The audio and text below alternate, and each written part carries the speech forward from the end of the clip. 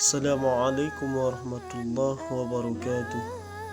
Alhamdulillahil wadihil qahar, al-azizil ghaffar, mukawwiri layli ala nahar, tashkirata lil qulubi wal ansar. Allahumma salli ala sayyidina Muhammad wa ala ali sayyidina Muhammad. Syukur alhamdulillah kita masih diberikan nikmat iman, nikmat Islam, sehingga pada kali ini saya masih bisa menyampaikan presentasi pengantar ilmu hukum. Perkenalkan, nama saya Andiki, NIM 1202011387. Saya dari kelas B, Ahwalul Sahsyah atau disebut dengan hukum keluarga. Pada kali ini saya akan menjelaskan tentang pengantar ilmu hukum. Assalamualaikum warahmatullahi wabarakatuh. Saya akan menjelaskan tentang mata kuliah pengantar ilmu hukum, mazhab, teori, dan aliran hukum. Nama Andiki, NIM 1202011387. Mazhab. Barangkali kita bertanya, dari manakah asal hukum dan mengapa orang mentaati hukum dan tunduk pada hukum? Untuk menjawab hal itu, dikenal berbagai teori dan aliran pendapat mazhab dalam ilmu pengetahuan atau pengantar hukum. Teori hukum alam.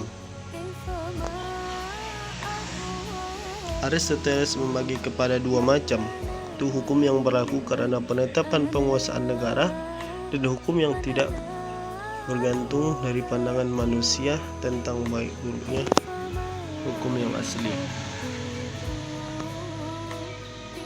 Selanjutnya,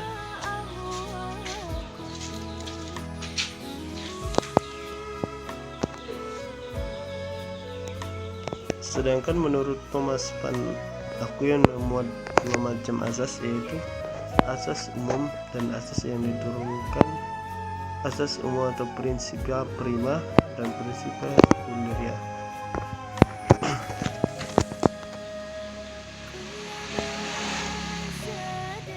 Teori sejarah.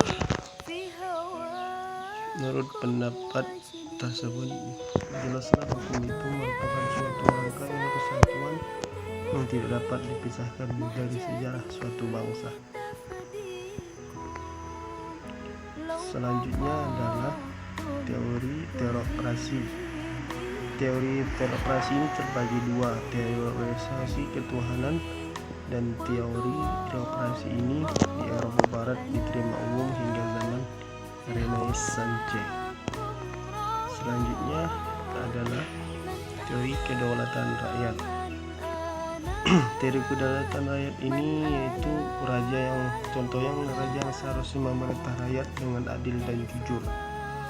Yang kedua, apabila kedaulatan raja berasal dari Tuhan, tidak akan terjadi kekalahan raja yang satu atas raja yang lain. Selanjutnya, teori kedaulatan negara. Teori kedaulatan negara adalah kekuasaan hukum tidak dapat didasarkan atas kemauan bersama. Seluruh anggota masyarakat hukum itu ditaati adalah karena negara lah menghendaki hukum itu sendiri. Selanjutnya adalah teori kedaulatan hukum. Hukum itu ada karena anggota masyarakat mempunyai perasaan sebagaimana seharusnya hukum itu. Yang selanjutnya adalah teori keseimbangan.